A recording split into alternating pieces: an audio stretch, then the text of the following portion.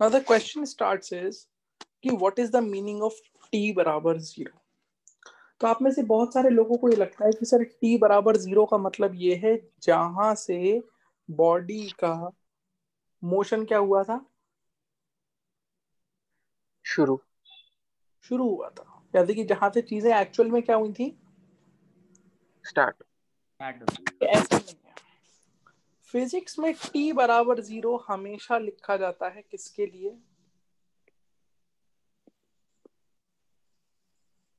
किसके लिए, observer. Observer के लिए। इसको तुम ऐसे समझो, मान लो तुम्हारा एक दोस्त है, वो अपने घर से स्कूटी लेके निकला, तो जब वो उसने अपने घर से स्कूटी चलाई होगी तब उसकी वेलोसिटी कितनी होगी, इनिशियल वेलोसिटी क्या रही होगी स्कूटी की, zero. Zero. Initial speed zero रही होगी, मानते हो इस बात को। Yes sir. वो वहां से अपने घर से निकला निकला निकला निकला निकला, तुम अपने घर की बालकनी पे खड़े हो, तुम कहाँ खड़े हो, अपने घर की बालकनी में।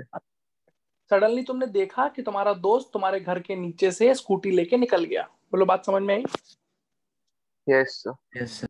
अब बताओ, टी बराबर 0 पे, टी बराबर 0 पे स्कूटी रेस्ट में थी कि मोशन में थी। अब तुम्हें इस एग्जांपल से बहुत अच्छे समझ में आएगा कि टी बराबर 0 का मतलब क्या है। यहाँ पे टी बराबर 0 पे स्कूटी रेस्ट पे थी कि मोशन पे थी,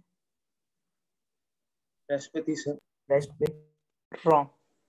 तुमने फिर वही गलती करी, तुमने समझा टी बराबर 0 क्या है, टी बराबर 0, टी बराबर 0 वो इंस्टेंट है जहां से स्कूटी चलना शुरू हुआ। स्टार्ट हुई। नो, टी बराबर 0 हम ऑब्जर्वर के लिए लिख रहे हैं, और यहाँ ऑब्जर्वर कौन है, हम। तुम। तो टी बराबर 0 का मतलब होगा वो इंस्टेंट जब तुमने स्कूटी को पहली बार देखा। तुमने जब स्कूटी को पहली बार देखा तब वो रेस्ट में थी कि मोशन में थी, सोच के बताओ। मोशन।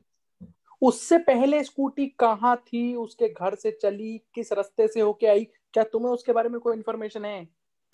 No sir. तुम्हारे लिए स्कूटी पहली बार पिक्चर में कब आई ये बताओ। नीचे से गुजर तब वो घर के नीचे से गई। तब वो रेस्ट में थी कि चल रही थी, चल रही थी। तो मैं क्या बोलूंगा, मैं बोलूंगा मेरे टी बराबर 0 पे स्कूटी किस में थी, मोशन में। मोशन में थी। क्या आपको टी बराबर 0 का मतलब समझ में आया। Yes, sir. P1 cleaner than your church shoes. Really point to just a hurt. बोलो यहाँ तक क्लियर है। Yes sir. Now my next question is,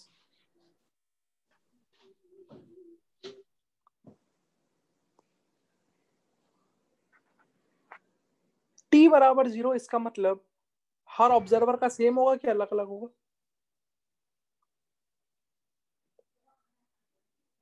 बोलो। हर ऑब्जर्वर के लिए टी बराबर 0 सेम होगा कि डिफरेंट होगा, अलग अलग होगा। अलग अलग होगा। नहीं आई बात समझ में। आई सर। भाई तुमने हो सकता है जब पहली बार देखा हो तब वो ट्रेन, तब वो स्कूटी कहाँ पे थी, तुम्हारे घर के नीचे थी, बोलो मानते हो। Yes. मान लो रास्ते में कोई दूसरा आदमी है, कोई पान वाले की शॉप पे एक दूसरा आदमी खड़ा है, उसने जब स्कूटी को पहली बार देखा होगा तब वो तुम्हारे घर के नीचे थी, No. तो उसके लिए वो स्कूटी कहीं बीच रास्ते में थी, तुम्हारे उसके घर और तुम्हारे घर के बीच में। नहीं आई बात समझ में। आई सर। बोलो भाई समझ आ रही बात। Yes sir. Yes, sir. अच्छा मान लो जब तुम्हारा दोस्त अपने घर से स्कूटी लेके निकला था, मान लो उसी टाइम पे उसके घर पे दूध वाले भैया दूध देने आए थे, उसी इंस्टेंट पे दूध वाले भैया दूध देने आए थे। मैं उनसे पूछूं दूध वाले भैया से जाके कि दूध वाले भैया टी बराबर 0 पे स्कूटी की क्या हालत थी, तो वो क्या बताएंगे, मोशन की रेस्ट। रेस्ट। वो तो ये बताएंगे कि यार टी बराबर 0 पे तो स्कूटी बस घर के बाहर जस्ट खड़ी हुई थी, वो लेके निकला था और उसकी स्पीड 0 थी। बोलो नहीं आई बात समझ में। आई सर। तो टी बराबर 0 किसके लिए डिफाइन कर रहे हैं हम, एक ऑब्जर्वर। For observer. ऑब्जर्वर के लिए डिफाइन कर रहे हैं, ऑब्जेक्ट के लिए डिफाइन नहीं कर रहे हैं। जिसे देख रहे हो उसके लिए डिफाइंड नहीं है, जो देख रहा है उसके लिए डिफाइंड है। क्या ये पहली चीज समझ में आई। Yes. इसका सबसे कल्ट क्लासिक एग्जांपल जिससे और अच्छे से आप समझ सकते हैं वो आप ऐसा समझ लीजिए कि मान लीजिए अनामित्रा, आपका आवाज आ रही है मेरी, अनामित्रा कैन यू हियर मी।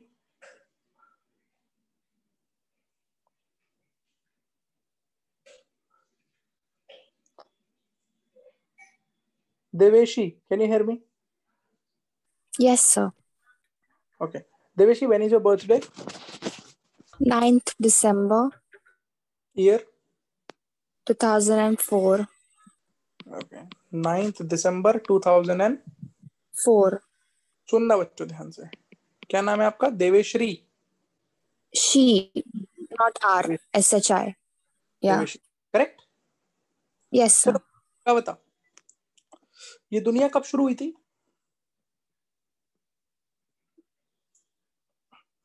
ये दुनिया जो हम जिस दुनिया में हम रह रहे हैं, ये तो अनंत काल से चलती आ रही है, since time immemorial. Yes or no? Yeah. इसकी हिस्ट्री तो बहुत पुरानी है, नहीं आई बात समझ में? ये दुनिया एक्चुअल में तब शुरू हुई थी जब बिग बैंग हुआ था, नहीं आई बात समझ में? आई सर। आई सर। मुझे एक बात बताओ, देवेशी के लिए दुनिया कब शुरू हुई थी? 2004 9 दिसंबर। देवेशी ने दुनिया को पहली बार कब देखा था? 9 दिसंबर 2004। तो क्या तुम समझ में आता है ये देवेशी का t बराबर 0 है? Yes sir. Yes sir. क्या इससे पहले दुनिया नहीं थी? थी, लेकिन देवेशी को पता था उस दुनिया के बारे में? नहीं सर। देवेशी को कुछ नहीं पता था ना, तो देवेशी के लिए दुनिया एग्जिस्ट? 9 दिसंबर 2004 सर। दुनिया के देवेशी के लिए दुनिया ने तब से एग्जिस्ट करना शुरू किया है। कब से? 9 दिसंबर 2004 से पहले थी दुनिया, उसके पहले भी, पर उसके पहले जो Yes, था sir. उसको कुछ भी नहीं पता। नहीं पता। अब मान लो एक दूसरा बच्चा है, उसका बर्थडे मान लो 15 मार्च 2005 है, तो ये उसका क्या होगा बोलो? T0। उसने तो दुनिया को 15 मार्च से देखना शुरू किया ना, नहीं यही बात समझ में? Yes sir. इसका मतलब इसके बीच की कोई डेट लेते हैं, 28 फरवरी की कोई डेट ले, मान लो 28 फरवरी ले लो। 28 फरवरी को दुनिया देवेशी के लिए एग्जिस्ट कर रही थी, यस सर। पर ये जो दूसरा बच्चा उसके लिए दुनिया थी 28 फरवरी को? No sir. नहीं सर। तो अब आपको t इक्वल टू 0 का मतलब समझ में आ गया होगा, बोलो समझ आ रही बात? Yes sir. t equal to 0 का मतलब जहां से चीजें शुरू हुई हैं, ट्रू और फॉल्स? Yes sir. अच्छा सर ऑब्जर्वर के लिए जहाँ से शुरू हुई है मतलब। हाँ, ऑब्जर्वर ने जहां से चीजों को देखना शुरू किया है वो t इक्वल टू 0 होता है। Is that yes clear? Yes. चीजें एक्चुअली में जहां से शुरू हुई हैं, क्या वो t इक्वल टू 0 है? No sir. Oh sir. समझे कि नहीं समझे? समझे सर। बोलो भाई, समझ आती है बात? Yes sir. ठीक है, क्लियर है? Yes sir. अब अगला सवाल। पहली चीज, आपको t इक्वल टू 0 का फील आ गया? बोलो हाँ या ना? Yes sir. दूसरी चीज, फिजिक्स में सबसे पावरफुल पता है कौन होता है? ऑब्जर्वर। ऑब्जर्वर। नहीं आई बात समझ में? आई सर। Yes sir. अब लिखो इस बात को, किसी भी बॉडी के बारे में इंफॉर्मेशन देने की कैपेबिलिटी, जैसे मान लो मेरी बात कर रहे हो अगर तुम, तो मेरी बात जब तुम करोगे तो ये मैं डिसाइड नहीं करूंगा कि मेरे साथ क्या हो रहा है, ये तुम डिसाइड करोगे कि मेरे साथ क्या हो रहा है। ये ऑब्जर्वर डिसाइड करेगा कि बॉडी के साथ क्या हो रहा है। इसको आओ एक एग्जांपल से समझने की कोशिश करते हैं, ठीक है? मान लो यहां पर एक गाड़ी है, गाड़ी के ऊपर दो लोग खड़े हुए हैं, फेसिंग ईच अदर। चेहरा जैसा लग रहा है कुछ? Yes sir. बोलो भी चल जाएगा? Yes yes sir. सर। हाँ सर। इसका नाम है, इसका नाम क्या है? चंगू। चंगू। चंगू। और इसका नाम क्या है? मंगू। अच्छा, तीसरा आदमी यहाँ खड़ा है ग्राउंड पे, यहाँ कहीं दूर खड़ा हुआ है, इसका नाम क्या है? टिल्लू। टिल्लू। ये ग्राउंड पे खड़ा हुआ है, चलेगा? Yes sir. और मान लो ग्राउंड पे खड़ा होके गन्ना चूस रहा है बैठ के, कोई दिक्कत? नहीं सर। और अच्छी बात है। अब थोड़ी देर के बाद क्या हुआ कि ये गाड़ी ऐसे यहाँ गई, यहाँ गई। बोलो बात समझ में आती है? यस हाँ सर। सर। ठीक है, सिचुएशन कुछ ऐसी है।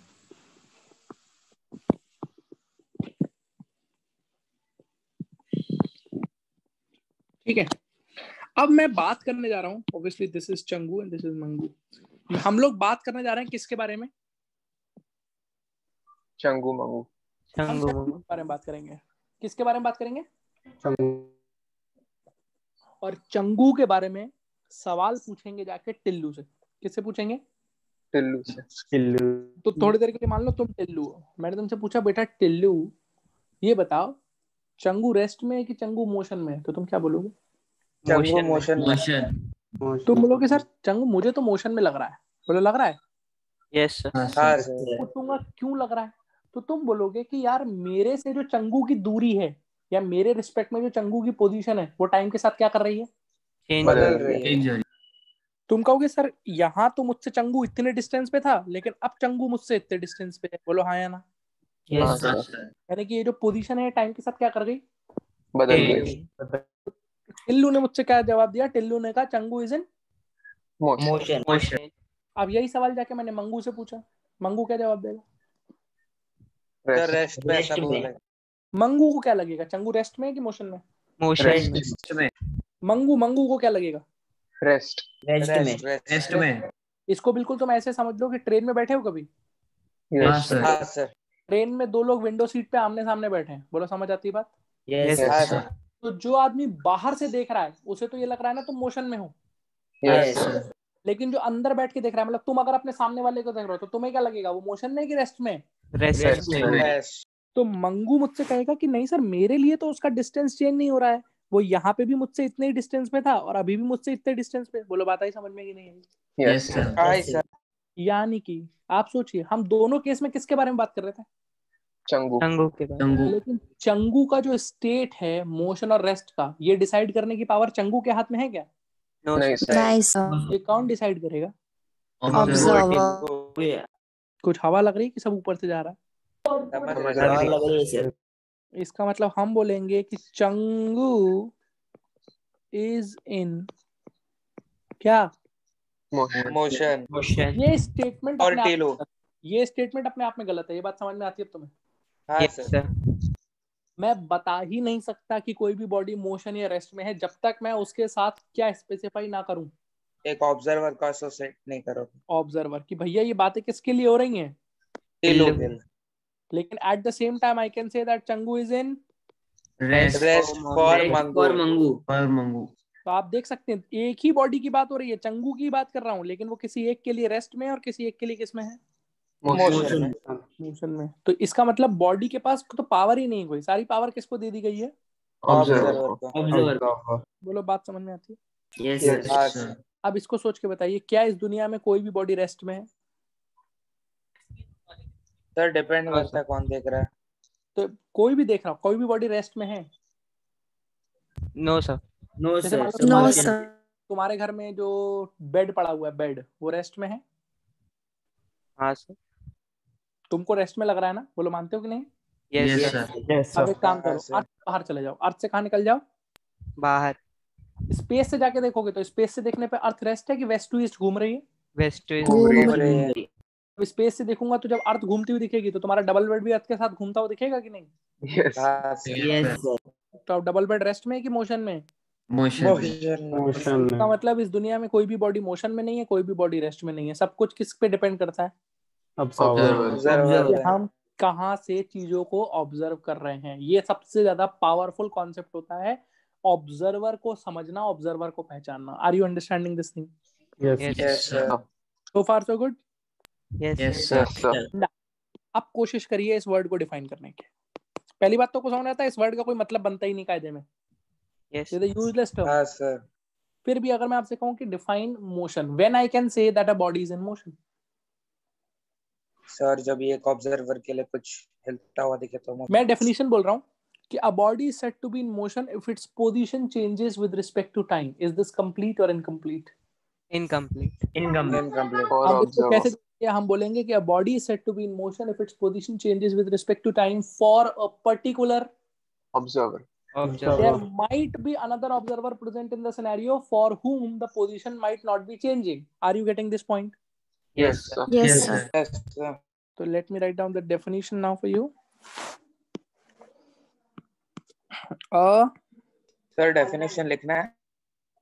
लिखना कुछ नहीं है।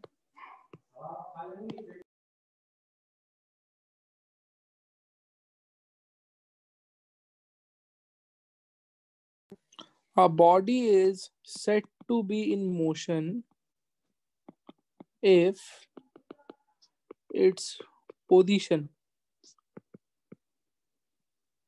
changes with respect to Time for time observer. Particular observer. for a particular क्या Observer. ऑब्जर्वर। यहाँ तक बात समझ में आती है? Yes, Yes, sir. पक्की बात है। Yes, sir. पक्की बात है सर। एकदम पक्के से। ठीक है, चलो मोशन वर्ड का मतलब समझ में आ गया। Yes, sir. Yes, sir. तो रेस्ट का मतलब क्या हो जाएगा? रेस्ट का मतलब हो जाएगा बस पोजीशन के चेंजेस के बीच में आप लगा देंगे डज नॉट, कि पोजीशन टाइम के साथ चेंज नहीं होता। नहीं होता। नहीं होती है। और ये रेस्ट और मोशन सब मिथ्या है, एवरीथिंग इज मिथ्या। बोलो समझ आती है बात? बस Yes, sir. यहाँ से थोड़ा सा समझने की कोशिश करो। देखो बेटा, ये सिर्फ रेस्ट और मोशन के लिए ही नहीं ट्रू है, ये एक्चुअल में दुनिया में हर चीज के लिए ट्रू है। आप किसी भी चीज के बारे में कमेंट एब्सोल्युटली कभी कर ही नहीं सकते। देखो जैसे मैं तुमसे एक सवाल पूछता हूँ, बताओ ये लाइन छोटी है कि बड़ी है? सर, कोई बोलेगा point छोटी है, पर कोई depend बोलेगा। अब तुम बोलोगे कि जब तक सर मेरे पास कोई रेफरेंस नहीं है कि मैं किसके रिस्पेक्ट में बात कर रहा हूँ, तब तक तुम बता सकते हो। No, No, नहीं, sir. जैसे अगर तुम बोलो कि सर ये लाइन छोटी है और फिर मैं ऐसे बना दूं, तो अब बताओ बड़ी है। बड़ी हो गई। और ऐसे बना दूं तो छोटी हो तो हम किसी भी चीज के बारे में कोई इंफॉर्मेशन पे कमेंट कर ही नहीं सकते जब तक हमारे पास उसके साथ साथ क्या ना हो, एक रेफरेंस। Reference point. रेफरेंस ना हो, एक ऑब्जर्वर ना हो कि इसके रिस्पेक्ट में चीजें देख रहे हैं हम। ये बात चमकती है कि नहीं? Yes, sir. अरे बोले यार। Yes, sir. Yes, sir. अब जैसे मान लो अच्छे और बुरे की क्या डेफिनेशन है? अच्छे और बुरे की कोई डेफिनेशन होती है? No, No, sir. sir. नहीं सर। जैसे suppose let us take an example, smoking is a bad habit, yes. Yes, sir. हाँ Yes, sir. sir. Drinking is a Bad habit. suppose I have two people, this is A, this is B. now what I'm saying is A smoke भी नहीं करता, A drink भी नहीं करता, चलेगा? Yes, sir. Yes, sir. B smoke करता है लेकिन क्या नहीं करता? Drink नहीं करता। A और B में कौन अच्छा? A. A अच्छा। अब एक तीसरा आदमी है C, वो स्मोक भी करता है ड्रिंक भी करता है, अब B और C में कौन अच्छा? B. B. तो आपको समझ में आया ये जो B A के रिस्पेक्ट में बुरा था, ये C के रिस्पेक्ट में अच्छा है। Yes, sir. तो हम B के बारे में नहीं बता सकते ना कि B बुरा या अच्छा है जब तक हम साथ में क्या नहीं डिफाइन करें, Reference. Reference. किसके रिस्पेक्ट में बात हो रही है। नहीं आई बात? Yes, sir. Yes, sir. अब जैसे तुम हो, मान लो तुम छोटे भी हो और तुम बड़े भी हो, अपने पेरेंट्स के रिस्पेक्ट में तुम छोटे हो और अपने छोटे भाई बहन के रिस्पेक्ट में तुम बड़े. बड़े हो। मेरे ख्याल से इतना दिमाग खुल गया होगा, वो दिक्कत वाली बात है। Yes, sir. No, sir. नहीं सर। चलो भाई, अब अपन पढ़ते हैं काम की चीजें।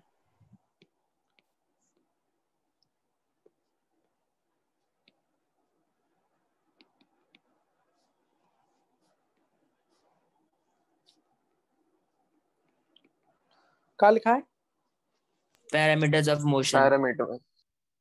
देखो बेटा, मोशन को समझने के लिए ना, किसी भी मोशन को अप्रिशिएट करने के लिए 5 पैरामीटर्स होते हैं जिसके बारे में आपको डिटेल नॉलेज होनी चाहिए, जो बेसिकली काइनेमैटिक्स का क्रक्स है। Crux in the sense it is the soul Foundation. part of kinematics, and these 5 parameters are distance, displacement, speed, velocity, acceleration. हमें इन पांचों टर्मिनोलॉजीज का एक एक करके क्या करना है? मतलब समझना है. मतलब समझना है, डिटेल में पीएचडी करनी है। एक बार ये सारी चीजें हमको क्लियर हो गई, उसके बाद जिंदगी बहुत आसान हो जाएगी। समझ आती है बात? Yes sir. Yes, sir. चलिए सबसे Yes, पहले sir. बात करते हैं डिस्टेंस के बारे में। देखो डिस्टेंस का सिंपल सा क्या मतलब होता है, जैसे मान लो एक जर्नी है, तुमने ए पॉइंट से शुरू किया, तुम ऐसे घूम फिर के किस पॉइंट पे आ गए? B. बी पे। बोलो चलेगा? Yes sir. Point. Yes, sir. Yes. तो डिस्टेंस का मतलब होता है एक्चुअल पाथ लेंथ, मतलब तुमने जो भी रास्ता चला है उस रास्ते की टोटल क्या निकाल लो तुम? Length. लेंथ। मेरा कहने का Length. मतलब कि अगर मैं इस रास्ते को छोटे छोटे हिस्सों में डिवाइड कर दूं तो दिस लेंथ प्लस दिस, ये तो पता है ना, छोटे छोटे हिस्सों को स्ट्रेट लाइन मान के डिवाइड कर सकते हैं। Yes, sir. Yes sir. पढ़ा है ना इतना अपन ने? Yes.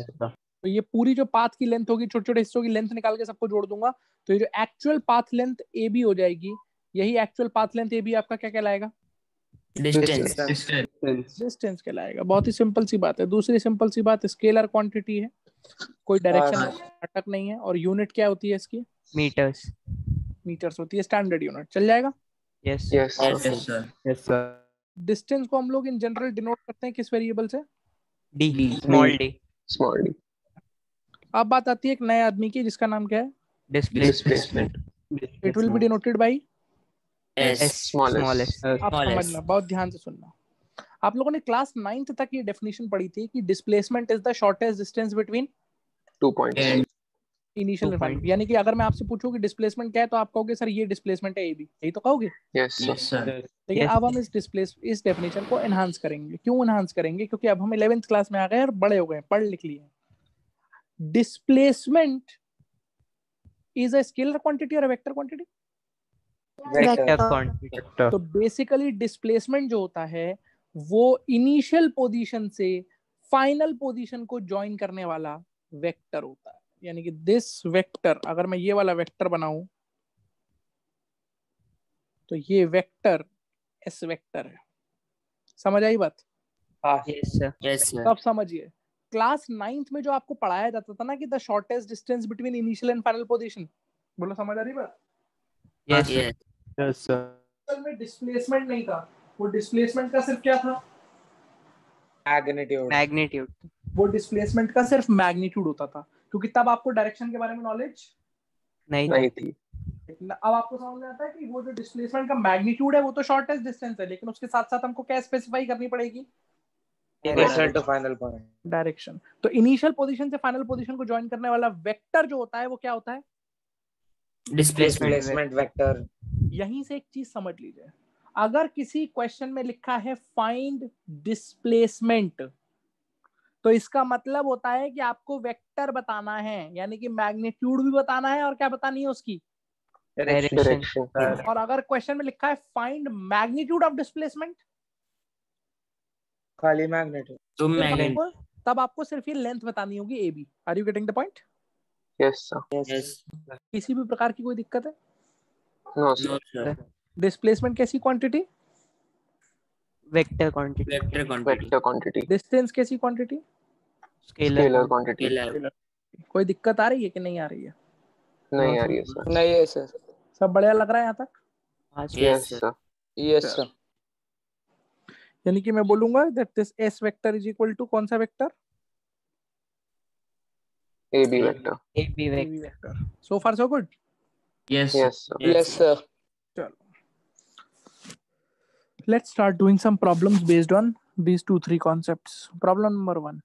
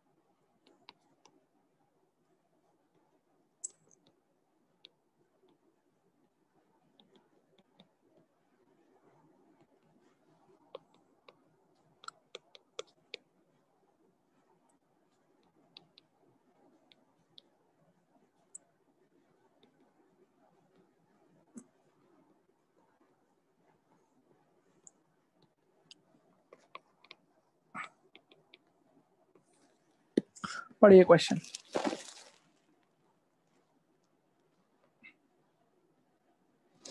एक इंसेक्ट है, उसने क्रॉल करना शुरू किया है 23 मीटर लंबे पोल पे, और वो कैसे क्रॉल कर रहा है? इंसेक्ट कितना आगे जाएगा? 5 मीटर आगे जाएगा, फिर 2 2 मीटर पीछे आएगा। फिर 2 मीटर पीछे आ जाएगा, फिर 5 मीटर आगे जाएगा, फिर 2 मीटर पीछे आ जाएगा, फिर 5 मीटर आगे जाएगा, फिर 2 मीटर पीछे आ जाएगा। इतनी बात समझ में आती है? Yes, sir. यस Yes, हमसे sir. पूछा है जब वो दूसरे एंड पे पहली बार पहुंचेगा। क्वेश्चन का कैच ये यहाँ पे लिखा हुआ है, for the very first time. First time. यानी कि जब वो दूसरे एंड पे पहली बार पहुंचेगा, यानी कि दूसरे एंड को पहली बार टच करेगा, तब तक उसका डिस्टेंस क्या होगा और क्या होगा? Displacement. तो कॉमन सेंस से इतनी बात समझ में आती है कि अगर वो एक एंड से चला है और दूसरे एंड पे पहली बार पहुंचा है तो डिस्प्लेसमेंट तो 23 है। 23 हाँ में, सर। डिस्प्लेसमेंट तो 23 है ना? Yes or no? Yes, Yes, sir. sir. Yes. हाँ सर। डिस्टेंस निकाल के दिखाओ जल्दी फटाफट।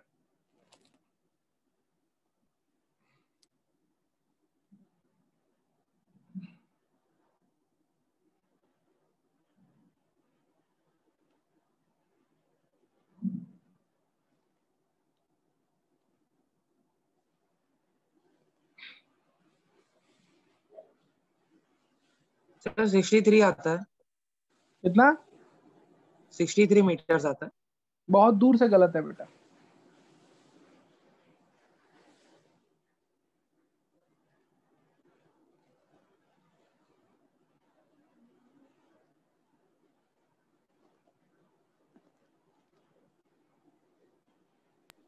Sir 18 meters. रॉन्ग।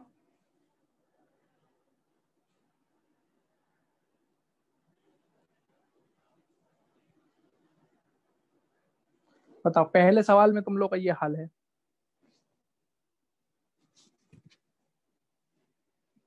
तो कॉम्प्लिकेटेड सवालों में तो तुम रो ही दोगे। अनमित्रा रॉन्ग। इधर देखिए, कितना लंबा पोल है बेटा? Sir sir 47 56, how long the pole is? 47 है 23। 23 मीटर लॉन्ग। ये बात समझ में आती है? हाँ सर। हाँ यस से सर कितना आगे जा रहा है 5 meters. 5 मीटर्स और कितना पीछे आ रहा है? 2 2 meters. Metres 2 metre. यानी कि अगर इंसेक्ट की भावनाओं को हम लोग समझने की कोशिश करें तो इंसेक्ट का मोशन कुछ ऐसा हो रहा है कि बेचारा 5 आगे जाता है और 2 पीछे आता है। इसको तुम एक ट्रिप बोल दो, इसकी या एक साइकिल बोल दो। एक साइकिल बोल दूं यस सर हाँ सर। तो बताओ एक साइकिल में कितना डिस्टेंस चल रहा है वो? 7 मीटर्स 7. एक साइकिल का डिस्टेंस 7 हो गया। बोलो समझ आई बात? यस सर हाँ सर। एंड एक साइकिल में वो इफेक्टिवली कितना आगे बढ़ पा रहा है? 3 मीटर्स 3 मीटर। यानी कि एक साइकिल में वो इफेक्टिवली कितना आगे आया होगा? 3 मीटर्स 3 मीटर। ये बात समझ में आती है? Yes Yes sir. हाँ तो सोचो बेटा, जब 2 साइकिल हो जाएंगी तो वो कितना आगे आ गया? 6 6 6 मीटर्स meters. 2 साइकिल के बाद वो 6 मीटर आगे आ चुका है। बोलो समझ आती है बात? Yes sir Yes sir. और डिस्टेंस कितना ट्रैवल कर चुका है? 14. 14. 14 2 इंटू 7। समझ आई बात? यस सर अच्छा, 3 साइकिल के बाद वो कितना आगे आ चुका है? 9. 9 मीटर्स 9. डिस्टेंस 21 21. 3 इंटू 7। ऐसी 4 साइकिल के बाद 28 डिस्टेंस और 12 12। 5वीं साइकिल के बाद 15 और 6 साइकिल के बाद 13. अब देखो 18. 6 साइकिल के बाद जो डिस्टेंस है वो 6 इंटू 7 हो चुका होगा कि नहीं? 42 यस और वो सर कितना आगे आ चुका है बताओ? 18 मीटर्स अब समझो कैच क्या था क्वेश्चन का। जब वो यहाँ आएगा तो इसके बाद वो आगे कितनी जंप लेगा? बोलो। 5 meters. 5 मीटर्स और जैसे ही वो 5 मीटर का आगे प्लंज लेगा तो 18 प्लस 5 कितना होता है? 23. 23. और पोल की लेंथ 47 मीटर कितनी है? टोटल 23. तो क्या वो सिर्फ आगे वाली जंप से ही पोल के दूसरे एंड पे पहुंच जाएगा कि नहीं पहुंच जाएगा for the very first time? पहुंच जाएगा Yes, yes, sir. यानी कि इस बार हमको वापस आने वाला काउंट करेंगे कि नहीं करेंगे? नहीं करेंगे. नहीं. तो आंसर होगा 6 into 7 plus 5 47 47 meters is the correct answer. समझ आया नहीं आया? Yes sir. Yes, आया sir. सर 6 ट्रिप पूरी लगाएगा, पूरी साइकिल लगाएगा और 7वीं ट्रिप में जैसे ही 5 मीटर आगे जाएगा पोल के दूसरे एंड पे पहुंच जाएगा। Are you clear with this? Yes sir. Yes sir चलिए नेक्स्ट क्वेश्चन देखिए।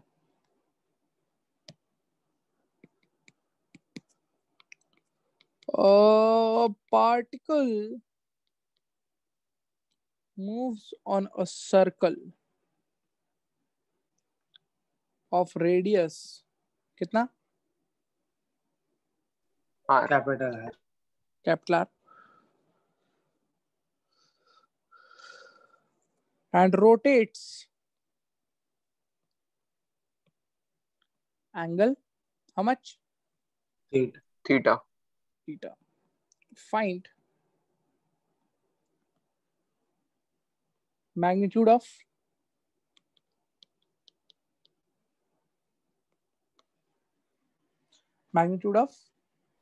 Displacement Displacement. displacement। ठीक है, क्वेश्चन पढ़ो। क्वेश्चन मोटा मोटा क्या बात कर रहा है वो समझा देता हूँ मैं तुम्हें। क्वेश्चन मोटा मोटा ये कह रहा है कि एक बॉडी किस पे चल रही है? सर्कल पर। सर्कल पे चल रही है, और कितना एंगल घूम गई? थीटा। तो मान लो इस सर्कल का सेंटर पॉइंट को मैंने नाम दे दिया O. This is the point from where A, from which I have started in moving on the circle. Yes or no? Yes sir. इसकी रेडियस कितनी दे रखी है आपको? आर। तो कह रहा है वो सर्कल पे कितना एंगल घूम गए अपन? B. Theta degree. थीटा। तो मान लो A से घूम के तुम कहाँ पहुंचे? बी। B. तो तुमको ये समझ में आता है this angle is theta, theta angle घूम के गए। Yes sir. Yes, sir. A से शुरू किया था तुमने, तुम A से B पे चले गए, तो A से B पे जाके थीटा एंगल घूम के ऐसे ही तो पहुंचोगे। मानते हो कि नहीं मानते हो? Yes, sir. मानते हैं सर। अच्छी बात क्वेश्चन में ये है कि आपको डिस्प्लेसमेंट टोटल नहीं निकालना, आपको सिर्फ डिस्प्लेसमेंट का क्या चाहिए? Magnitude. सारे बच्चे बताइए कि ये बात आपके दिमाग में घुसती कि नहीं? डिस्प्लेसमेंट के मैग्नीट्यूड का मतलब आपको ये दूरी निकालनी है A से लेकर B तक। समझ आई बात? Yes, sir. Yes sir. यही तो डिस्प्लेसमेंट है तुम्हारा। Yes sir. Yes, sir. अच्छा, अगर मुझसे कोई पूछता डिस्प्लेसमेंट वेक्टर क्या है, तो ये जो वेक्टर होता यही डिस्प्लेसमेंट वेक्टर होता। समझ आई बात? Yes sir. Yes, sir. लेकिन इस क्वेश्चन में I am not interested in the vector, I am interested only in the magnitude. Magnitude. Part. इतनी बात समझ में आती है? Yes, yes sir. Sir. Next अपने दिल से पूछो, आंसर किन किन के टर्म्स में होना चाहिए, किन किन वेरिएबल्स के टर्म्स में होना चाहिए? आर के। आर और थीटा के। Theta. हाँ सर। बोलो इतनी बात समझ में आई? क्वेश्चन समझ में आया कि नहीं आया? हाँ Oh, सर। yes, sir. इसे करने का सिंपलेस्ट तरीका एक बात सुनना ध्यान से। बताओ व्हाट इज OA? OA किसके बराबर है? और OB भी R के बराबर है। और OB भी किसके बराबर है? R। आर।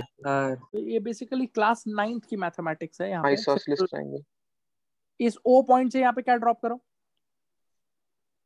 परपेंडिकुलर। चल जाएगा? Yes, sir. हाँ सर। आप देखो, मैं दिखाऊंगा भी नहीं। Triangle ODB, triangle ODA congruent triangles हैं। हाँ sir. Yes, sir. Yes, sir. कैसे हैं कॉन्ग्रुएंट, समझा सकते हैं आप? Sir S S S test. देखो टेस्ट। ये साइड SS. R है और SS. इधर ये साइड R है। बोलो हाँ या ना? Yes, sir. बीच वाली जो साइड है वो कॉमन है, हाँ sir. Yes, sir. और एक एंगल 90-90 है। नहीं यही Sir, बात hypotenuse side. क्लियर हुआ इतना? Yes, sir. अगर ये कॉन्ग्रुएंट है तो तुमको ये समझ में आता है कि जो लाइन है ये एंगल बाइसेक्टर भी होगी, यानी कि ये angle will be θ/2 and this angle will also be θ/2। Yes, sir. Yes, sir. घुसा भेजे में नहीं घुसा? Yes, sir. अब एक काम करो, और ये जो BD है, BD क्या BD और AD बराबर होंगे? हाँ सर। Yes, sir. BD और AD बराबर होंगे कॉन्ग्रुएंसी से कि नहीं? Yes, sir. Yes, sir. काम करो, तुम ट्राइंगल देखो ODB। कौन सा ट्राइंगल? ODB. इसमें बेटा साइन ऑफ θ/2 लिखते हैं।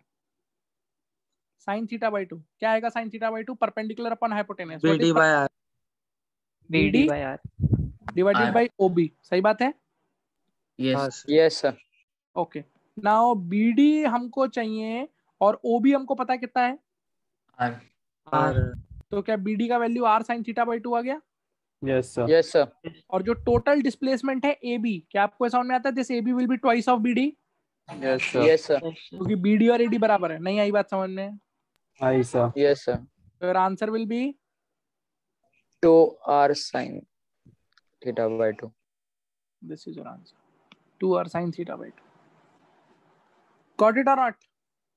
Yes, sir. Got it. Yes sir. Anybody, any problem? No, sir. जल्दी बताओ, जल्दी बताओ, हाँ या ना? नहीं.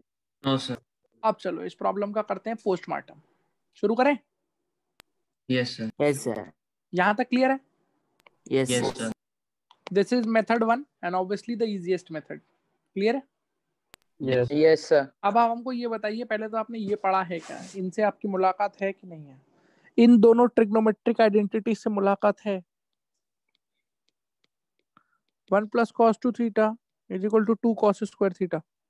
हाँ Yes, sir. sir. Yes, sir. 1 - cos 2θ = 2 sin square. 2 sin square θ. ये पढ़ा है नहीं पढ़ा है? पढ़ा है, sir. मैथ्स में पढ़ा है? Yes, sir. क्या बोलते हैं फॉर्मूले इसको? What do you call it? Double है। या तो डबल एंगल बोल लो या हाफ एंगल बोल लो। बेसिकली क्या होता है कि यहाँ जो भी एंगल लिखा होता है यहाँ पे उसका क्या हो जाता है? हाफ। तो एक बात बताओ, अगर मैं कहीं पे ऐसा लिख दूं 1 minus cos theta is equal to 2 sine square theta by 2, तो बुरा तो नहीं मानोगे? No sir. ये इस वाली आइडेंटिटी से तो आया है। यहाँ जो एंगल था यहाँ पे उसका आधा हो गया था, तो 2 थीटा का थीटा हो गया था, तो थीटा का थीटा बाई 2 हो जाए। समझ आई बात की नहीं है? हाँ सर। Yes sir. आपको पता है ना इतना? Yes sir. चलो भैया आप सुनो इधर, ध्यान सुनना। मान लो पिछले क्वेश्चन में जो अभी अपने जस्ट क्वेश्चन किया उसमें वो आपसे कह दे कि इस क्वेश्चन को सॉल्व करिए यूजिंग क्या? वेक्टर्स। अभी तो हमने सिंपल ज्योमेट्री यूज करी ना, आइसोसेलेस ट्रायंगल की प्रॉपर्टी। Yes sir. अगर हमसे क्या कहे, क्या ड्रॉ कर, क्या किससे सॉल्व करो? वेक्टर्स। वेक्टर से। तो वेक्टर से कैसे करेंगे सोच के देखते हैं, और ये बहुत इंपॉर्टेंट होने जा रहा है, ध्यान से सुनना। एक एक स्टेप आपको बिल्कुल क्लियरली समझ में आनी चाहिए, तब तो फायदा है आपका पूरा वेक्टर्स पढ़ने का, क्योंकि वेक्टर्स आपने इसी दिन के लिए पढ़ा था ताकि आप उसे काइनेमेटिक्स में अच्छे से लगा सकें। ये सर्कल था,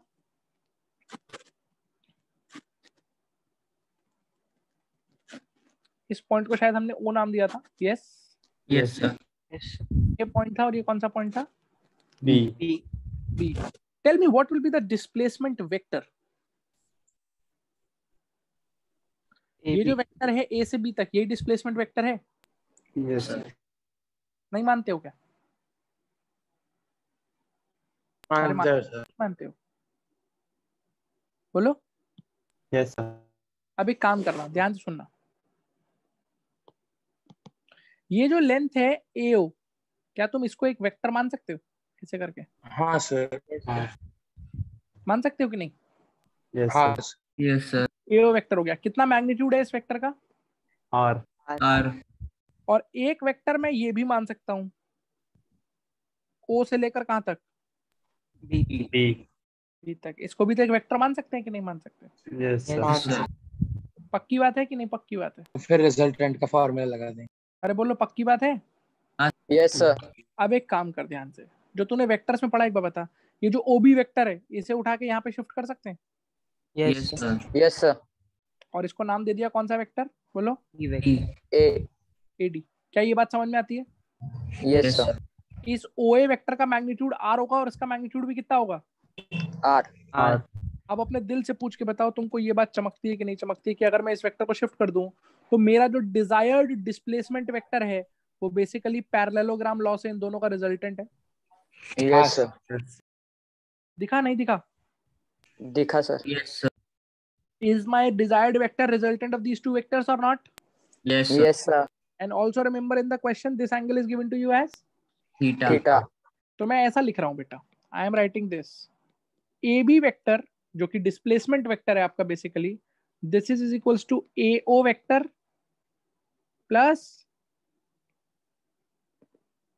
AD वेक्टर। कौन से लॉ से? Parallelogram law. पैरेललोग्राम। अब अपने दिल से पूछो, तुम्हें AB वेक्टर चाहिए कि इसका मैग्नीट्यूड चाहिए? मैग्नीट्यूड। यानी कि रिजल्टेंट के मैग्नीट्यूड वाला फॉर्मूला लगाया जा सकता है। Yes sir. क्या होता है रिजल्टेंट के मैग्नीट्यूड वाला फॉर्मूला? AB वेक्टर का मैग्नीट्यूड क्या इस फॉर्मूले से आएगा? B² plus root a 2AB square cos plus b theta square plus 2ab cos theta. यानी कि ऐसा लिख सकते हैं AO square plus AD square. AD square plus 2AD cos theta. अब देखो मुझे पता था ये बेवकूफी करोगे सारे के सारे और सबने करी। cos चीज भूल गए। 180 देखिए ध्यान से, आप थोड़ा याद करिए, जब आप पैरेललोग्राम लॉ लगाते हैं ऐसे करके, ये आपके पास दो पैरेललोग्राम है और ये आप रिजल्टेंट निकाल रहे हैं, तो मैंने क्लास में कितनी बार चिल्ला चिल्ला के बताया था कि इसमें थीटा ये वाला एंगल होता है ना, इंटरनल एंगल। हाँ सर cos 180 माइनस थीटा कुछ याद आ रहा है कि नहीं आ रहा है? हाँ सर। जब अपन दो vectors tail to tail arrange करते हैं पैरेललोग्राम के लिए तो कौन सा एंगल लेते हैं? उनके बीच वाला लेते हैं कि नहीं? हाँ सर। तो यहाँ जो अपने को एंगल लेना पड़ेगा वो ये वाला लेना पड़ेगा ना? नहीं आई बात समझ में? आई सर। क्या ये एंगल थीटा है 180 माइनस या 180 माइनस थीटा है? सर हम लोग ने जो एडी बनाया वो मतलब ओबी को ही जगह पे रख के भी कर सकते थे ना इससे। हाँ वहां पे भी कर सकते थे। बोलो यहाँ तक बात समझ में आई कि 180 माइनस थीटा क्यों लिखा गया? बोलो जल्दी से। हाँ यस सर। क्योंकि पैरेललोग्राम लॉ में अपन अंदर वाला एंगल लेते हैं। ये सबको याद आया? हाँ यस सर। अब देखो बेटा इसके बाद तो लगानी है सिंपल मैथमेटिक्स। बताओ सोच के एओ का मैग्नीट्यूड क्या है? How much is AO? R R square. AD का magnitude R R square plus 2 AO R AD R cos of 180 minus 80 minus theta. 180 में। क्या ये मैथ्स में पढ़ा दिया गया ट्रिग्नोमेट्री में? cos 180 minus theta is minus cos theta. Yes sir. Yes sir. yes. ये हो जाएगा R square plus R square minus 2r square. 2r square. cos theta. इतना चमका तुमको? Yes sir. Yes sir. यहाँ से आ गया 2r स्क्वायर, मतलब R square plus R square is 2r square, और इन दोनों में से 2r स्क्वायर कॉमन आ जाएगा। हाँ यस sir. सर। क्या बचेगा? 1 minus cos 1 theta. Minus cos theta. अब देखो बेटा जो अभी डबल एंगल फॉर्मूला वाली आइडेंटिटी बताई थी, उस आइडेंटिटी को यूज करके 1 माइनस cos थीटा को क्या हम लोग 2 sin स्क्वायर थीटा बाई 2 लिख सकते हैं? Yes, sir. Yes yes sir. Sir. तो 1 माइनस cos थीटा की जगह क्या लिख दिया? बोलिए। 2 sin square 2 sin theta by 2. बोलो नहीं आई बात समझ में? आई सर। Yes sir. अब देखो इधर रूट के अंदर 2 इंटू 2 है, 2 इंटू 2 हो गया 4, 4 रूट से बाहर आके क्या बनेगा? 2 आर स्क्वायर रूट से बाहर आके क्या बनेगा? आर और साइन स्क्वायर थीटा बाई 2 का रूट लोगे तो क्या मिलेगा? Sine Sin theta by 2. sin theta by 2। यही आपका आंसर है। क्या ज्योमेट्री से भी यही आ रहा था? Yes sir. हाँ वेक्टर से भी यही आ रहा है। कुछ घुसा भेजे में? नहीं घुसा? गुस्सा। Yes sir. This is how you can apply vectors in a problem of kinematics. I hope you are clear with this. Yes sir clear. Any doubts? No sir. जल्दी पूछो, कोई डाउट है किसी को या आगे बढ़े?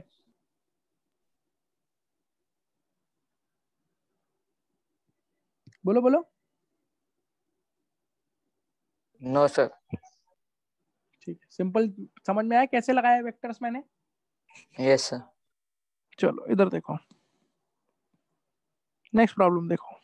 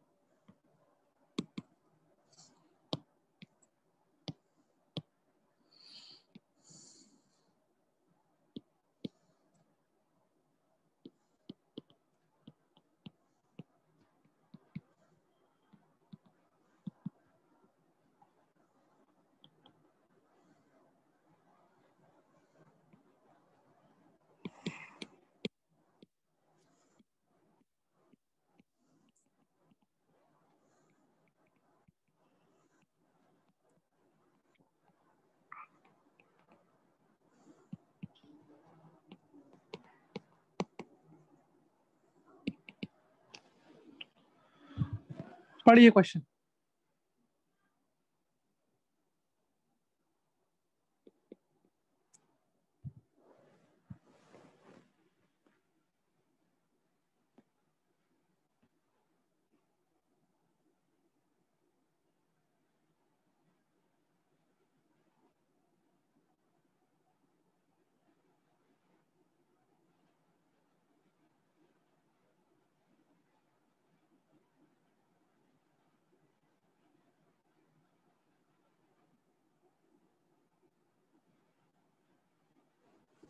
पढ़ लिया? हाँ सर। अब सुनो बेटा ध्यान से। पहले तो ये बताओ 37 डिग्री वाला ट्रायंगल तुमको बताया था ना वेक्टर्स के अंदर, याद है? साइन 37 कॉस 37 ये वैल्यूज पता है आप लोगों को? नहीं सर।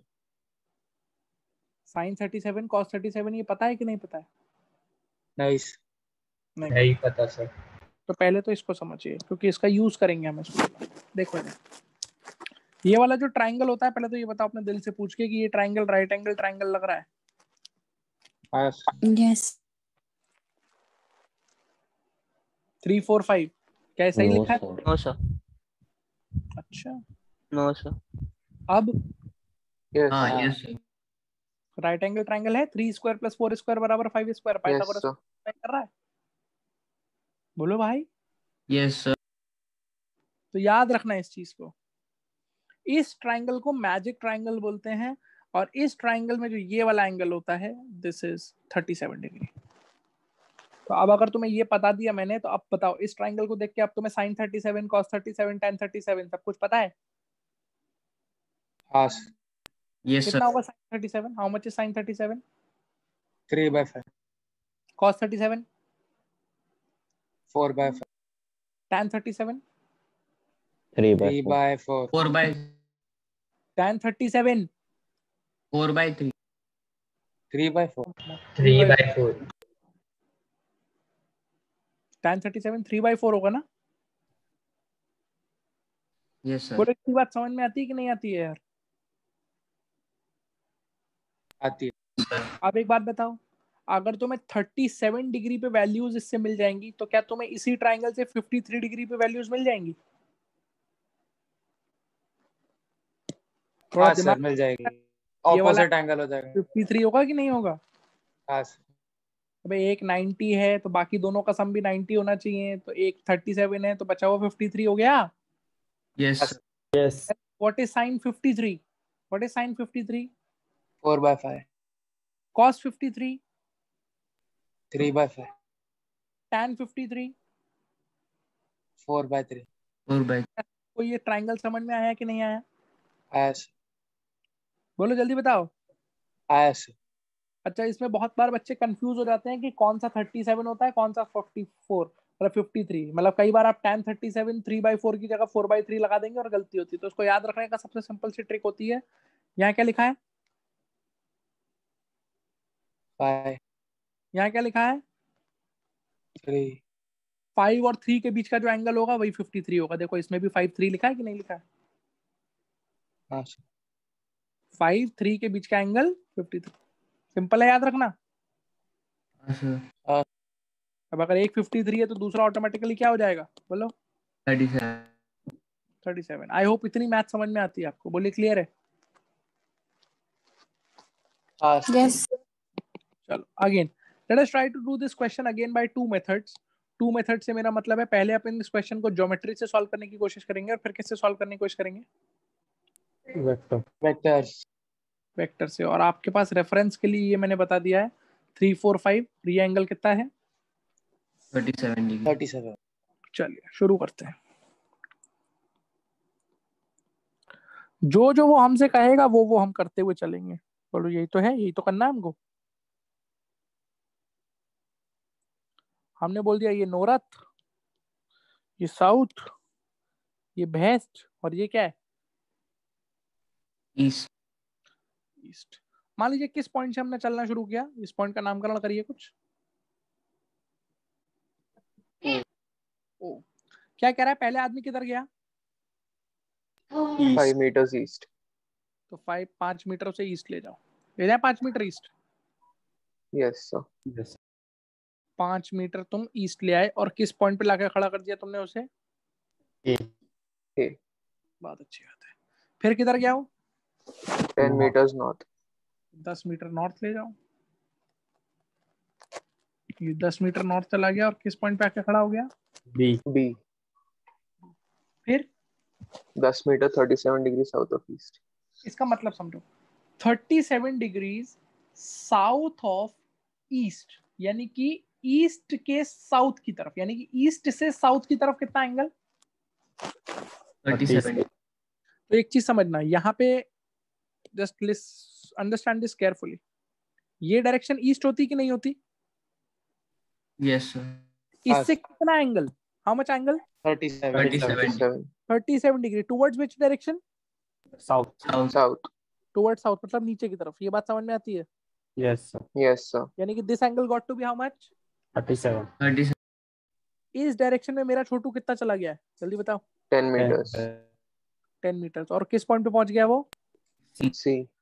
क्या तुमको ये बात समझ में आ रही है कि नहीं आ पा रही Yes है? sir. बहुत ही अच्छी बात है। ये 37 डिग्री हो गया। और फाइनली किधर गया है वो? 20 meter south. South 20 meter south. 20 meter south मतलब नीचे की तरफ। क्लियर है? Yes sir. और कहाँ आके खड़े हो गए भाई साहब? डी। आपको कहाँ निकालना है? डिस्टेंस और magnitude of magnitude of displacement. तो डिस्टेंस तो फटाफट सबको जोड़ दे, आंसर आ जाएगा। Yes sir. Yes. डिस्टेंस कितना है? 5 + 45 10 मीटर्स। 45 मीटर। 25 + 20 45। डिस्टेंस तो 45 आ गया। समझ आई इतनी बात? Yes Yes. Sir. Second part में कहाँ निकालना है? Displacement. Magnitude magnitude of. Displacement. चलिए मेरी बात सुनिएगा ध्यान से।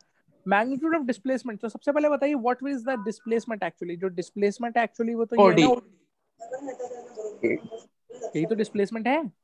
Yes sir. Yes. और अच्छी बात ये है कि उसने सिर्फ क्या पूछा है हमसे? मैग्नीट्यूड। और मैग्नीट्यूड का मतलब हमें सिर्फ ये लेंथ निकालनी है किसी तरह से। बोलो क्लियर हुआ ना? Yes sir. तो कैसे निकालेंगे? देखो थोड़ी सी लगाएंगे ज्योमेट्री, थोड़ी सी लगाएंगे हम लोग नॉलेज जो हमने पढ़ी है। देखो क्या करेंगे। बाकी सब तो सिंपल दिख रहा है। बीसी की बात करिए। क्या बीसी 10 है? Yes, sir. हाँ यस सर। सर। और उसका हॉरिजॉन्टल से एंगल कितना है? हॉरिजॉन्टल से 37 एंगल कितना है? 37 डिग्री। तो क्या आपको ये बात समझ में आती है कि ये जो लेंथ होगी, दिस लेंथ, इसको मैं डायरेक्टली लिख सकता हूँ, this will be 10 cos 37। Vector में पढ़ा था आपने। Yes sir. हाँ सर। अब अगर ये 10 है और उधर से एंगल 37 है तो ये 10 cos 37 हो गया कि नहीं हो गया? हो हाँ गया सर सर। हो गया।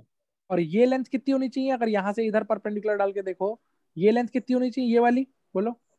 10 sin 37। 10 sin 10 sin 37। इतना चमक पाया तुमको? नहीं चमक पाया? Yes, चमका sir. सर। सर। बस जीवन तुम्हारा सफल हो गया। बताओ what is cos 37? See from the triangle. Sir 8 आएगा। 4/5। 10 × 4/5 बिल्कुल 8 आएगा। बिल्कुल सही कह रहे हो। और 10 sin 37 10 × 6 सेंटीमीटर।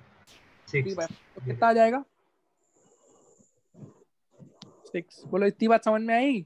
हाँ सर। जल्दी बताओ। हाँ सर। Sir. अब हमको एक बात बताओ, अगर बेटा ये जो लेंथ है वो 6 है तो तुमको इतना चमकता है कि ये जो लेंथ है ये 4 है। यस हाँ सर। सर। Yes, sir. क्यों 4 है? कि सर उस साइड सर ये उधर भी तक 10 के। है। और ये जो लेंथ है ईडी, ये 16 है।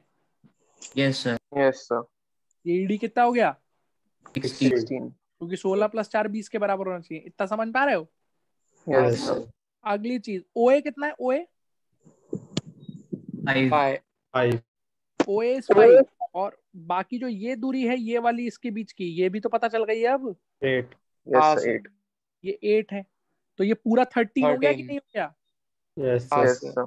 अब अगर अपने को ये पूरा 13 पता चल गया, ये 16 पता चल गया और ये 90 डिग्री है, तो पाइथागोरस से ओडी आ गया कि नहीं आ गया? आ आ गया गया। Yes Yes, sir. sir. नहीं आई बात समझ में ना? आई आ गई सर। सर। कितना होगा ओडी? जल्दी बोल। Sir sir 425। √ किसका स्क्वायर? 13 स्क्वायर प्लस 16 स्क्वायर 13 का स्क्वायर होता है 169। 16 का स्क्वायर होता है कितना? 256। तो इसको ऐड करोगे 9 और 6 15, हासिल गया 1, 6 5 11, 2 और 425। √425। Is this clear or not? Yes sir. This is 5√17 meters. सही है? या कोई दिक्कत है इसमें? नहीं सर नहीं है दिक्कत। नहीं are you clear with this or not? Clear yes sir. अरे पक्की बात है? पक्की बात है सर। पक्की बात है सर। ठीक है। किसी को कोई समस्या है तो पूछो। बोलो भाई। नहीं है ना समस्या? मेथड 2 डिस्कस करें? हाँ yes sir. Yes sir. Method 2 में सेम क्वेश्चन किस चीज से करना है? वेक्टर से। वेक्टर। वेक्टर पढ़ा हमने इसीलिए दिन के लिए पढ़ा है ना कि हम हर चीज में क्या लगा सकें। वेक्टर। वेक्टर लगा। चलो भैया देखना ध्यान से, एक बार वापस से फिगर बना रहा हूँ और अभी तुम्हें धीरे धीरे समझ में आएगा कि वेक्टर अप्रोच क्यों ज्यादा यूजफुल होती है। तुमने ज्योमेट्री से, तुम सोच के बताओ, ज्योमेट्री से तुम डिस्प्लेसमेंट वेक्टर निकाल पाओगे कि डिस्प्लेसमेंट वेक्टर का सिर्फ मैग्नीट्यूड निकाल पाओगे हमेशा? सिर्फ मैग्नीट्यूड। वेक्टर निकाल लोगे ज्योमेट्री? नहीं सर। जबकि अगर वेक्टर अप्रोच लगाएंगे तो उससे डिस्प्लेसमेंट का क्या निकल आएगा पूरा पूरा? मैग्नीट्यूड वेक्टर प्लस मैग्नीट्यूड दोनों। डायरेक्शन। तो कॉमन सेंस लगाओ, अगर तुमने डिस्प्लेसमेंट का वेक्टर निकाल लिया बेटा तो उसका मैग्नीट्यूड तो तुम निकाल ही सकते हो ना? हाँ यस सर। अरे हाँ कि ना? Yes sir. हाँ सर। तो वापस से दोबारा फिगर बनाता हूँ। कहाँ से चलना शुरू किया था अपन ने? ईस्ट ओ से। 5 मीटर ओ से। पहले इधर 5 मीटर गए थे, किस पॉइंट पे? ए पर। ए पर। फिर अपन 10 मीटर बी। 10 मीटर। बी, ठीक है। फिर यहाँ से 37 डिग्री नीचे आए थे। यस हाँ Yes, सर। सर। 37 डिग्री कितना? सी पर। और फिर यहाँ से 20 मीटर और नीचे आए थे ना? डी पर। डी। हाँ यस सर। सर। यहाँ तक बात समझ में आती है? Yes Yes, yes sir. हाँ सर। सर। आप सुनो ध्यान से। डिस्प्लेसमेंट वेक्टर कौन सा वेक्टर होगा? ओ से डी ओडी तक। वेक्टर। ये जो वेक्टर है ओडी वेक्टर, क्या यही डिस्प्लेसमेंट वेक्टर है? एग्री करते हैं आप मेरी बात से? Yes, yes sir. सर। हाँ सर। अब देखो भैया वेक्टर अप्रोच कैसे लगाएंगे। वेक्टर अप्रोच ऐसे लगाएंगे कि पहला काम अपन ये करते हैं कि इधर मान लेते हैं एक्स एक्सिस और इधर क्या मान लेते हैं? Y axis. तुम मुझे एक बात बताओ, इसकी जर्नी के जो इंडिपेंडेंट टुकड़े हैं उन सबको मैं वेक्टर बना सकता हूँ? Yes sir. मेरे कहने का मतलब ये जो OA है इसको तुम एक वेक्टर बना सकते हो, OA वेक्टर। यस यस हाँ सर। सर। और कितने लोगों को यहीं से समझ में आता है कि OA वेक्टर को सर हम लिख भी सकते हैं, OA vector is 5i cap. Yes हाँ सर। सर। सिमिलरली ये जो AB पार्ट है इसे भी वेक्टर बना सकते हैं। Yes, sir. 10 जे कैप। OB वेक्टर कैसे लिखा जाएगा? 10 जे कैप। 10 J cap. तो साथ साथ लिखते हुए चलें तो ज्यादा बढ़िया रहेगा। Yes sir. OA वेक्टर क्या लिख सकते हैं? 5i। AB vector. 10 J cap. अगला वेक्टर कौन सा बना? डीसी। बीसी।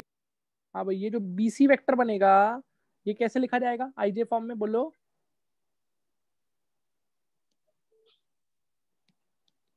अरे यार ये सीखा है ना तुमने, 10 cos 37। ओ हाँ सर। 10 cos 37 और 10 sin 37। भूल गए क्या सब कुछ?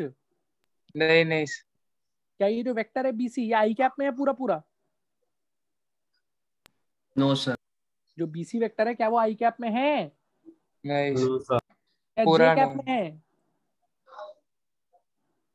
नहीं सर। तो उसके दो कंपोनेंट है कि नहीं है बेटा? है सर। यस। इधर कंपोनेंट कितना होगा, इस तरफ कितना कंपोनेंट है बोलो? 10 cos 37 डिग्री। और नीचे की तरफ कितना कंपोनेंट है? ये सिखाया है ना तुमको वेक्टर्स में कि नहीं सिखाया है? हाँ सर। ये कितना कंपोनेंट है बोलो? 10 sin 37. 37। 10 sin तो 37। कैसे लिख सकते हैं इस वेक्टर को आईजे में ब्रेक करके? 10 cos 37 आई कैप माइनस 10 sin 37 जे कैप। ये समझ में आया कि नहीं आया तुम्हारे? सर। बोलो जल्दी गधों। Yes sir. Yes, sir. Now what is cos 37? How much is cos 37?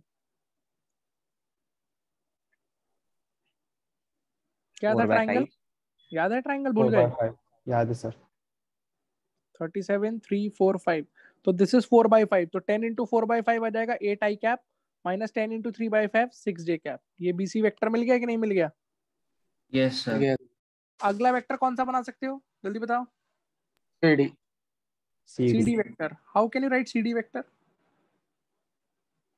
Sir same form component में ब्रेक कर सकता CD को क्यों ब्रेक करोगे कंपोनेंट में? पूरा Minus पूरा 20 y axis J में है। cap. क्या फायदा हुआ पढ़ाने का तुमको वेक्टर फिर इतना? CD को ब्रेक करने की जरूरत है? No sir. नहीं सर। Yes, sir. कैसे लिखेंगे CD वेक्टर? बोलिए। -20 j cap. Minus 20 j cap. Yes or no? Yes, sir. Yes किस सर। तरफ है? प्लस y में माइनस y में? Minus. माइनस। इतना समझ में आता है तुमको? नहीं आता है? सीखा है ना तुमने वेक्टर्स में? Yes. Yes sir. Yes, sir. अब एक बात बताओ, तुमको कौन सा वेक्टर चाहिए? ओडी। ओडी। जरा ध्यान से देखो, मैंने सारे वेक्टर्स जो बनाए हैं वो इसलिए बनाए हैं क्योंकि अगर तुम देखो तो सारे वेक्टर सेम ऑर्डर में अरेंज्ड हैं। Yes sir. पॉलीगॉन लॉ तो आपको ये समझ में आता है कि ये जो वेक्टर है आपका बेसिकली वो सारे वेक्टर्स का रिजल्टेंट है using polygons law. Yes, sir. Yes sir. नहीं आया समझ में? आया sir. Yes, sir. Polygon law याद है कि अगर बहुत सारे वेक्टर सेम ऑर्डर में अरेंज्ड होते हैं और बेचारे क्लोज पॉलीगॉन नहीं बना पा रहे होते हैं तो पहले की टेल से आखिरी के हेड तक यही रिजल्टेंट वेक्टर हो जाता है। याद आ रहा Yes, है? sir. याद है Yes, सर। वो चीज दिख रही है आपको? नहीं दिख रही फिगर में यहाँ पे? दिख रही है। दिख रही है सर। दिख तो रही है। मेरा जो डिजायर्ड ओडी वेक्टर है वो क्या है, वो उन सारे वेक्टर का सम है कि नहीं है? Yes sir. Yes sir. Yes, sir. That is equal to OA vector plus AB vector plus BC vector plus CD vector. CD vector. सारे वेक्टर को ऐड कर सकते हो? Yes yes sir. सर। हाँ करो सर। ऐड, देखो क्या आता है। आई में क्या मिलेगा, यहाँ से आया 5i, इसमें तो आई है ही नहीं, दूसरे वाले में, तीसरे वाले में 8i, चौथे में भी आई नहीं है, तो 5i प्लस 8i मिलके कितना हो गया ये? 39। नहीं। जे में देखो, यहाँ 10j, यहाँ माइनस का 6j, तो 10j माइनस 6j हो गया 4j, और माइनस का 4J। 20j, तो 4j माइनस 20j कितना हो गया? -16। -16 जे। तो क्या ये ओडी वेक्टर आ गया? यस हाँ सर। सर। ये तुम्हारा डिस्प्लेसमेंट वेक्टर आ गया ना? Yes sir. हाँ यस सर। सर। तुम्हें ये वेक्टर चाहिए था कि इसका मैग्नीट्यूड क्या है? मैग्नीट्यूड। तो बेटा अगर कोई वेक्टर आईजे फॉर्म में लिखा होता है तो उसका magnitude √a² plus b² plus c² वाले फॉर्मूले से आ जाता है कि नहीं? Yes sir. तो इसका वेक्टर का मैग्नीट्यूड क्या होगा, जल्दी बताओ। 13 स्क्वायर। 13 square plus -16 square. ये फॉर्मूला पढ़ा है नहीं पढ़ा है आपने? पढ़ा है पढ़ा है सर। आप देख सकते हैं यहाँ से भी √169 प्लस 256 आ रहा है, यानी कि √425 आ रहा है, और यहाँ पे आंसर कितना आ रहा है? 5√17। 5√7। बताइए इस मेथड का पिछले मेथड पे क्या एडवांटेज है? So we get the direction also. Yes, पिछले मेथड में आपको सिर्फ 5√17 मिला था, yes or no? Yes sir. पर इस बार आपको वेक्टर मिला है कि नहीं मिला आईजे फॉर्म में? हाँ मिला सर. है sir. We have found out the vector also. अगर वेक्टर चाहिए होता तो वेक्टर निकाल देते, मैग्नीट्यूड चाहिए तो वेक्टर का मैग्नीट्यूड ले लेंगे, बात खत्म हो गई। नहीं आया समझ में क्या किया गया? आया आया सर। सर। पॉलीगन लॉ कैसे लगाया है, क्लियर है? Yes sir. Yes. Vector i j form में लिखना याद है ना सबको? Yes sir. Yes sir. बताओ भाई, कोई दिक्कत है तो? सर हम लोग अगर मैग्नीट्यूड्स का ऐड करते सब वेक्टर का तो फिर गलत आता था क्या? अच्छा, सारे वेक्टर के मैग्नीट्यूड ऐड कर दें तो रिजल्टेंट आ जाता है? पूरा वेक्टर पढ़ने के बाद ये बोलोगे तुम?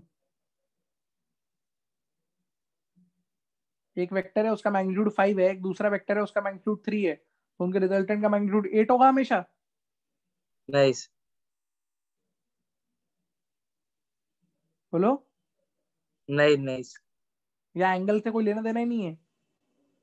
यस।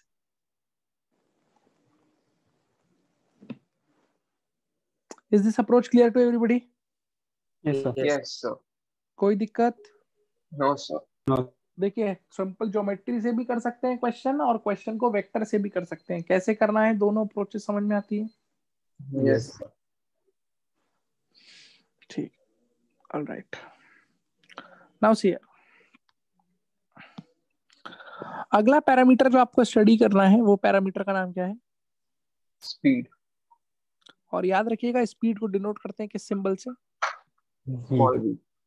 वी से। इसको मैं यहीं पे क्लैरिफाई कर दूं ताकि आपको आगे कंफ्यूजन ना हो। अगर वी लिखा है तो स्पीड की बात हो रही है, और वी के ऊपर वेक्टर साइन लगा है तो वेलोसिटी की बात हो रही है। समझ आई बात? Yes sir. सिंपल सी बात है, यहाँ से चमक गया होगा कि स्पीड एक ऐसी क्वांटिटी है, स्केलर। स्केलर है। और स्पीड का सिंपल सा मतलब है किसी भी जर्नी में वो रेट जिस रेट से बॉडी क्या कवर कर रही है, डिस्टेंस। डिस्टेंस कवर कर रही है विद रिस्पेक्ट टू क्या? टाइम। मतलब कहने का मतलब ये है कि एक यूनिट टाइम के अंदर हमारी बॉडी कितना डिस्टेंस ट्रैवल कर जाती है। सिंपल सी बात समझ में आती है? यानी कि मैं ऐसे बोलूंगा कि अगर 1 सेकंड में मेरी बॉडी 10 मीटर आगे चली जाती है तो उसकी स्पीड बेसिकली क्या हो गई? 10 मीटर्स पर सेकंड। Yes or no?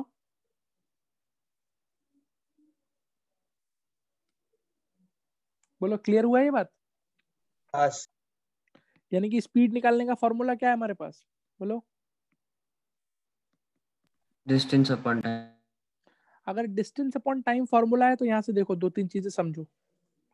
इसकी यूनिट क्या बनेगी? मीटर्स पर सेकंड। या फिर एक और यूनिट जो काफी यूज होती है वो क्या होती है? Kilometre per hour. इसका इंटर कन्वर्जन आता है आपको? नहीं आता है तो आप याद रखेंगे, कभी भी स्पीड अगर आपको किलोमीटर पर आवर में दी है तो उसको डायरेक्टली आप 5/18 से मल्टीप्लाई मीटर पर सेकंड में चेंज हो जाएगी। बोलो इतनी बात समझ में आती है? Yes, sir. अब समझो, अगर मैं बोल रहा हूँ कि किसी भी बॉडी की स्पीड 12 मीटर पर सेकंड है, ये स्पीड है उसकी, तो इसका फिजिकली क्या मतलब है? सर वो वो 12 बॉडी मीटर 12 एक सेकंड मीटर एक में जा सेकंड में Sir, इसका per second फिजिकली ये 12 मतलब है meter. कि हर सेकंड में, मतलब एक सेकंड में वो कितना आगे चली जाएगी? 12 मीटर 12 meter. 12 मीटर। तो यही तो रेट हो गया ना, इसी रेट से डिस्टेंस कवर कर रही है ना कि भैया वो हर सेकंड में 12 मीटर का डिस्टेंस कवर कर लेती है। Are you getting the point? Yes, sir. Yes sir. कोई दिक्कत है इसमें? No No, sir. और दूसरा चीज आपको जो ध्यान रखनी है वो क्या याद रखनी, कैसी क्वांटिटी होती है? Scalar quantity. Sir. Scalar quantity. Clear है? Yes. तो इसमें कोई डायरेक्शन का नाटक नहीं नहीं नहीं होता। अब हमको एक बात बताइए सोच के, इस शब्द से आप क्या समझते हैं?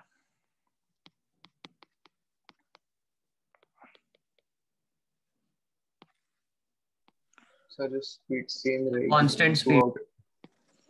यूनिफॉर्म स्पीड का मतलब स्पीड चेंज? नहीं नहीं थोड़ा टेक्निकल भाषा में अगर बोलना चाहे तो हम ये बोलेंगे कि वो हर इक्वल इंटरवल ऑफ टाइम में इक्वल डिस्टेंस ट्रैवल करेगा। समझ आई बात? Yes Yes, sir. मतलब अगर वो पहले सेकंड में 5 मीटर आगे गया है तो वो अगले सेकंड में भी 5 मीटर आगे जाएगा, उसके अगले सेकंड में भी 5 मीटर आगे जाएगा, उसके अगले में भी 5 मीटर ही आगे जाएगा। तो मैं बोलूंगा it is moving with a uniform speed of 5 meter पर second. Yes or no? Yes Yes, sir. लेकिन अगर वो पहले सेकंड में 5 मीटर आगे गया, दूसरे सेकंड में 12 मीटर आगे चला गया, तीसरे सेकंड में बेचारा सिर्फ 2 मीटर चल पाया, चौथे सेकंड में 50 मीटर चल दिया वो, तो यूनिफॉर्म स्पीड है कि नॉन यूनिफॉर्म स्पीड है?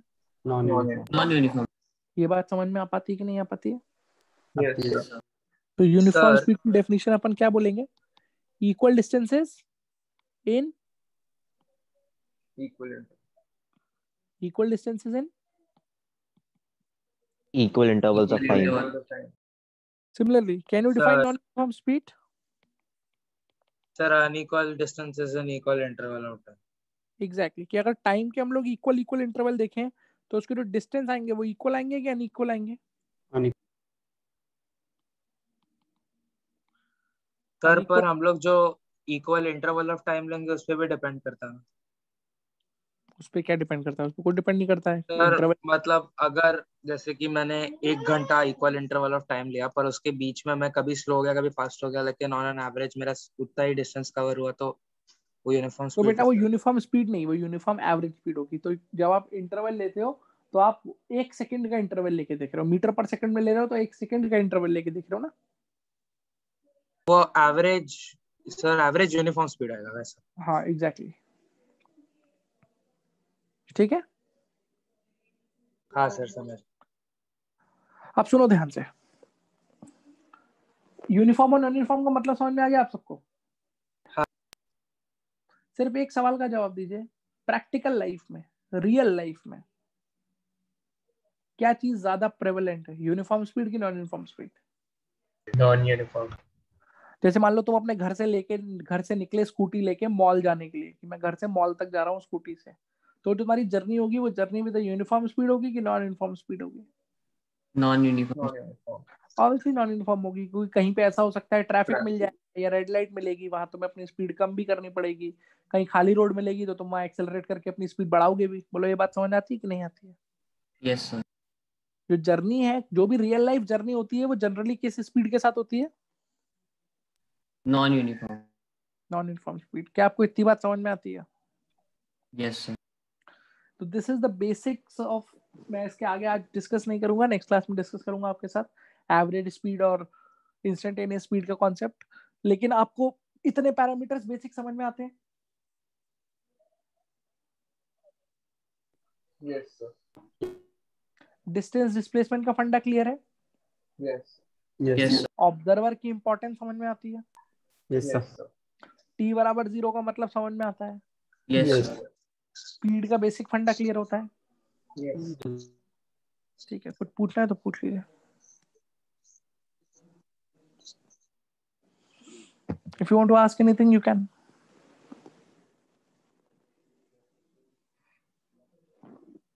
सर बोलो। सर अगर पहले सेकंड में 2 मीटर चलेंगे, दूसरे में 4 मीटर और तीसरे में 6 मीटर, ऐसा कर करके दो दो बढ़ते रहेगा तो वो यूनिफॉर्म होगा कि नॉन यूनिफॉर्म? नॉन यूनिफॉर्म है ना यार।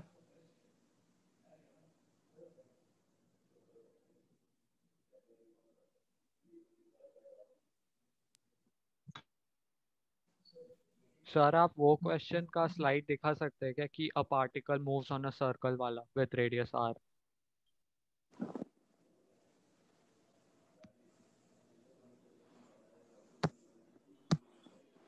हाँ यही वाला, नहीं उसके आगे वाला वेक्टर्स।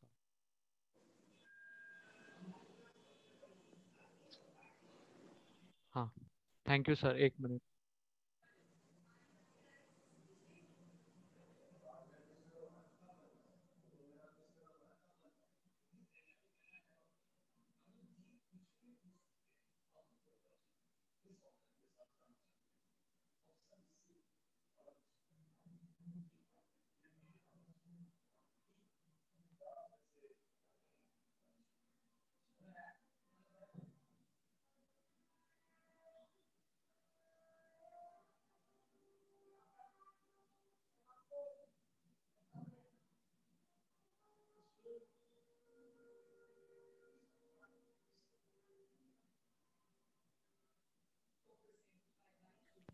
यस सर हो गया, थैंक यू। ठीक है भाई, क्लियर है सारी चीजें? Yes sir. तो इसको पीछे का भी स्लाइड एक बार दिखा सकते हो?